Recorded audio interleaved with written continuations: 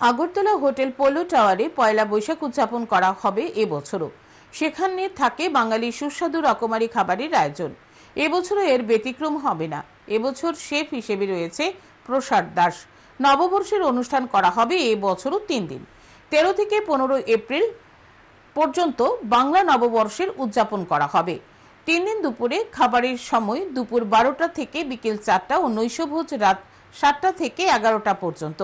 বুফেটির দাম পড়বে 1799 টাকা। শেফ জানান, ত্রিপুরার লোকজনদের খাবারের কথা মাথায় রেখে মেনু তৈরি করা হবে। উপভোগ্য করার জন্য আবেদন রাখেন।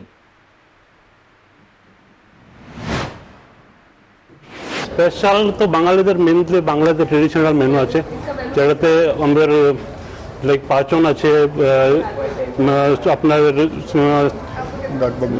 চিকেন ডাক বাংলো আছে, নলা মাছের ঝোল আছে, তারপর এখানে অনেক রকম ভর্তা রেখেছি, 4-5 রকমের ভর্তা আমাদের স্যালাড কাউন্টারে আছে, ডেজার্ট কাউন্টারে ডিফারেন্ট